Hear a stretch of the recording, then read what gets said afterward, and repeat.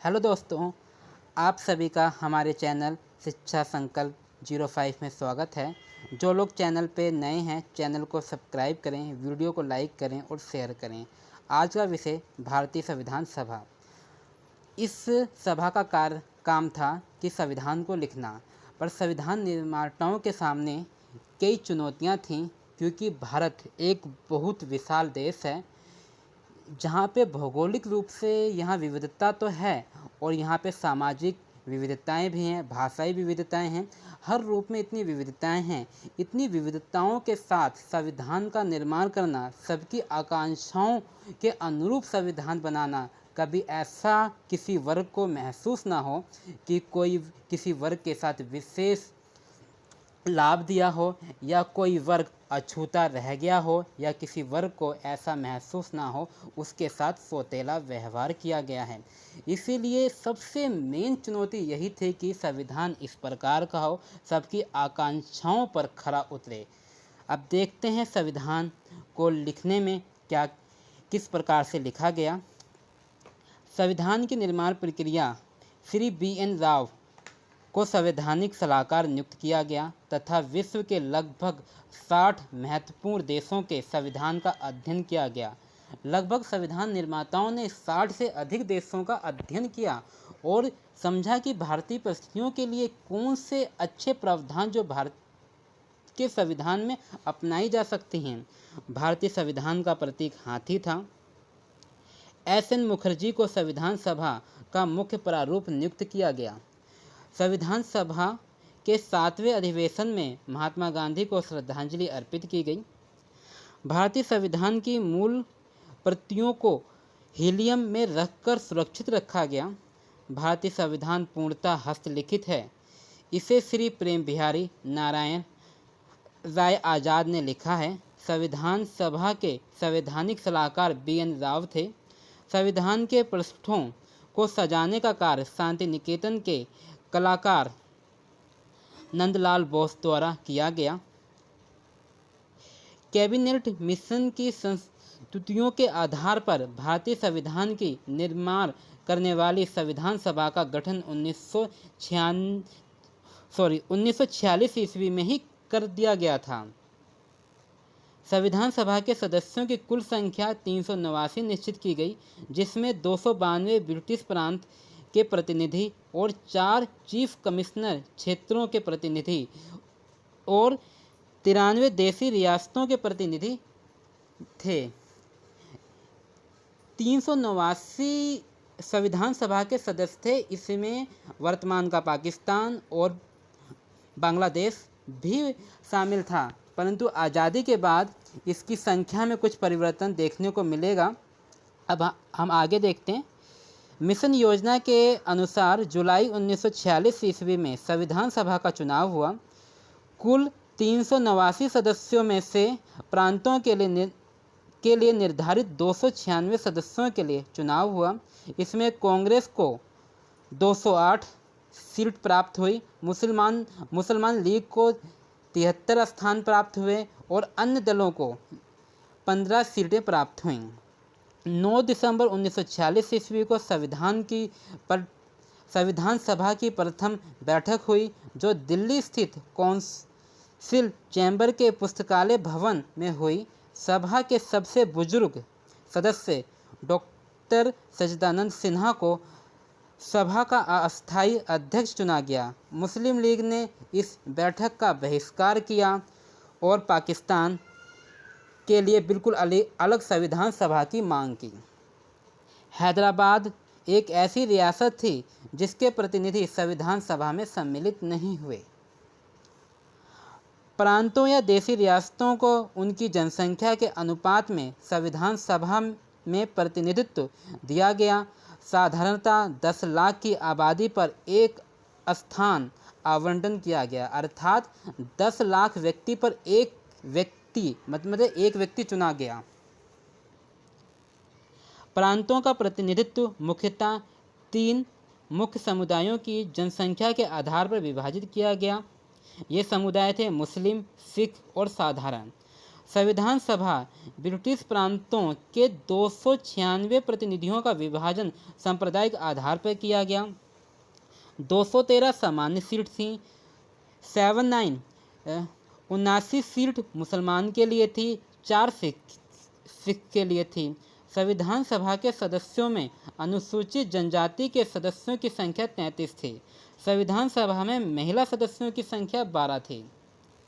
हम देख सकते हैं कि विश्व के जो विकसित देश हैं, जहाँ पे संविधान निर्माण करते समय भी महिलाओं को वोट देने का अधिकार नहीं दिया गया था, परंतु भारतीय संविधान की एक खूबसूरती है जहाँ पे संविधान निर्माण करते समय भी 12 महिलाएं उसमें सदस्य के रूप में चुनी गई थीं। 11 दिसंबर 1946 ईस्वी को डॉक्टर राजेंद्र प्रसाद संविधान सभा के अस्थायी अध्यक्ष निर्वाचित हुए। संविधान सभा की कार्यवाही 13 दिसंबर 1946 ईस्वी को जवाहरलाल नेहरू द्वारा पेश किए गए उद्देश्य प्रस्ताव के साथ प्रारंभ हुई। 22 जनवरी 1947 ईस्वी को उद्देश्य प्रस्तावों की स्वीकृति के बाद संविधान सभा ने संविधान निर्माण हेतु अनेक समितियां नियुक्त की। इसमें प्रमुख थी वार्ता समिति, संघ संविधान समिति, प्रांतीय संविधान समिति, संघ शक्ति समिति, प्रारूप समिति। BN राव द्वारा तैयार किए गए संविधान के प्रारूप पर विचार विमर्श करने के लिए संविधान द्वारा 29 अगस्त 1947 ईस्वी को एक संकल्प पारित करके प्रारूप समिति का गठन किया गया तथा इसके अध्यक्ष के रूप में डॉक्टर भीमराव अंबेडकर को चुना गया। प्रारूप समिति के सदस्यों की संख्या 7 थी, जो इस प्रकार हैं। सातों के नाम हैं: डॉक्टर भीमराव अंबेडकर इसके अध्यक्ष थे। नंबर दूसरा N Gopal Swami Ayyangar. Number 3 Alladi Krishna Swami Iyer. Number 4 Kanhaiyalal Maneklal Munshi. Number 5 Syed Mohammad Saadulla. Number 6 N Madhav Rao BNL Mishra के स्थान पर। Number 7 DP Khetan. 1948 ईस्वी में इनकी मृत्यु के बाद TT कृष्णमाचारी को सदस्य बनाया गया। संविधान सभा में अंबेडकर का निर्वाचन पश्चिम बंगाल से हुआ था। 3 जून 1947 ईस्वी को योजना के अनुसार देश का बंटवारा हो जाने पर भारतीय संविधान सभा की कुल सदस्य संख्या 324 नियत की गई, जिसमें 235 स्थान प्रांतों के लिए और 89 स्थान देशी राजाओं के लिए थे।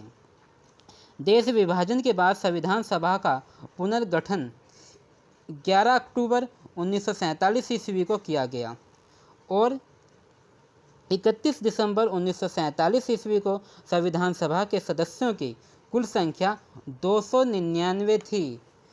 जब भारत आज़ाद हो गया तब संविधान सभा के सदस्यों की संख्या 299 हो गई। इससे पहले 389 थी। एक मिनट जरा।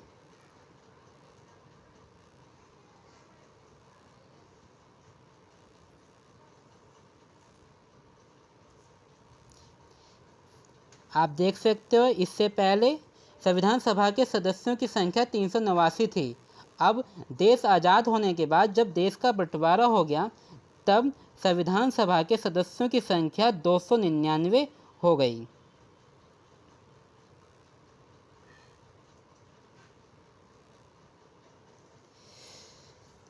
जिसमें प्रांतीय सदस्यों की संख्या 229 थी। देशी रियासतों की सदस्य संख्या 70 थी। प्रारूप समिति के संविधान के प्रारूप पर विचार विमर्श करने के लिए 21 फरवरी 1948 ईस्वी को संविधान सभा को अपनी रिपोर्ट पेश की गई। संविधान सभा में संविधान का प्रथम वाचन 4 नवंबर से 9 नवंबर 1948 ईस्वी को हुआ। संविधान सभा का दूसरा वाचन 15 नवंबर 1948 ईस्वी से प्रारंभ हुआ, जो 17 अक्टूबर 1949 ईस्वी तक चला। संविधान सभा में संविधान का तीसरा वाचन 14 नवंबर 1949 ईस्वी से प्रारंभ हुआ, जो 26 नवंबर 1949 ईस्वी तक चला और संविधान सभा द्वारा संविधान को पारित कर दिया गया। इस समय संविधान सभा के 284 सदस्य उपस्थित थे। जब संविधान पूर्ण रूप से तैयार हो गया, इससे संविधान सभा के सदस्यों के 284 लोगों ने साइन किए। संविधान सभा की प्रमुख समिति उसके अध्यक्ष है। संचालन समिति के अध्यक्ष डॉक्टर राजेंद्र प्रसाद, संघ संविधान समिति के सदस्य अध्यक्ष पंडित जवाहरलाल नेहरू, प्रांतीय संविधान समिति के अध्यक्ष सरदार वल्लभ भाई पटेल, प्रारूप समिति के अध्यक्ष डॉक्टर भीमराव अंबेडकर, झंडा समिति के अध्यक्ष जेपी कृपलानी, संघ शक्ति समिति के अध्यक्ष पंडित जवाहरलाल नेहरू। संविधान निर्माण की प्रक्रिया में कुल 2 वर्ष 11 महीने 18 दिन लगे और उस समय खर्चा 6.4 करोड़ रुपए का हुआ था। संविधान के प्रारूप पर कुल 114 बार बहस हुई। संविधान को जब 26 नवंबर 1949 ईस्वी को संविधान सभा द्वारा पारित किया गया, तब इसमें कुल 22 भाग, 395 अनुच्छेद और 8 अनुसूचियां थीं। वर्तमान में संविधान में 25 भाग, 465 अनुच्छेद लगभग और 12 अनुसूचियां हैं। कैबिनेट मिशन के प्रारूप पर गठित अंतिम मंत्रिमंडल। अब ये जो मंत्रिमंडल है, इनके नाम और इनको क्या विभाग दिया गया था उस समय, अर्थात इनके पास कौन सा मंत्रालय था। जवाहरलाल नेहरू के पास कार्यकारी परिषद के उपाध्यक्ष थे, विदेशी मामले तथा राष्ट्रमंडल। सरदार वल्लभ भाई पटेल के पास गृह विभाग और सूचना तथा प्रसारण विभाग। बलदेव सिंह के पास रक्षा विभाग। जॉन मथाई के पास उद्योग तथा आपूर्ति विभाग। सी राजगोपालचारी के पास शिक्षा विभाग। C.H. भाभा के पास खान एवं बंदरगाह विभाग। राजेंद्र प्रसाद के पास खाद्य एवं कृषि विभाग। आसफ अली के पास रेलवे विभाग। जगजीवन राम के पास श्रम विभाग। लियाकत अली खां के पास वित्त विभाग। I.I. चुंदीगर के पास वाणिज्य विभाग। अब्दुल रब नसत्तर के पास संचार विभाग। जोगेंद्र नाथ मंडल के पास विधि विभाग। गजानंतर अली खां के पास स्वास्थ्य विभाग। संविधान के कुल अनुच्छेदों में 15 अर्थात 5, 9, 7, 8, 9, 60, 324, 366, 367, 372, 380, 388, 391, 392 तथा 393 अनुच्छेदों को 26 नवंबर 1949 ईस्वी को ही परिवर्तित कर दिया गया, जबकि शेष अनुच्छेद 26 जनवरी 1950 ईस्वी को लागू किया गया। संविधान सभा की अंतिम बैठक 24 जनवरी 1950 ईस्वी को हुई और उसी दिन संविधान सभा के द्वारा डॉक्टर राजेंद्र प्रसाद को भारत का प्रथम राष्ट्रपति चुना गया। कुछ महत्वपूर्ण कथन है। संविधान सभा कांग्रेस थी और कांग्रेस भारत था। ये किसका कथन है?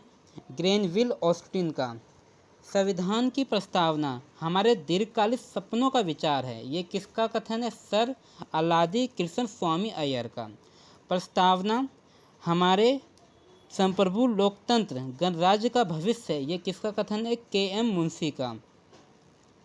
सामाजिक और आर्थिक लोकतंत्र ही वास्तविक लक्ष्य एवं अंतिम उद्देश्य है। ये कथन किसका है? डॉक्टर भीमराव अंबेडकर का।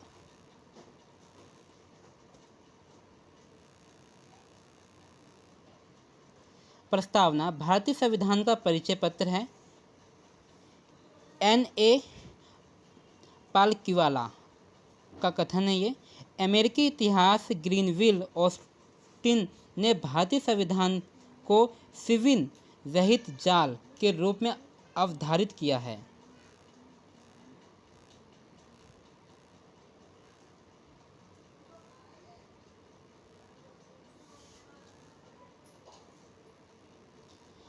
आज की क्लास हमारे यहाँ समाप्त होती है। धन्यवाद।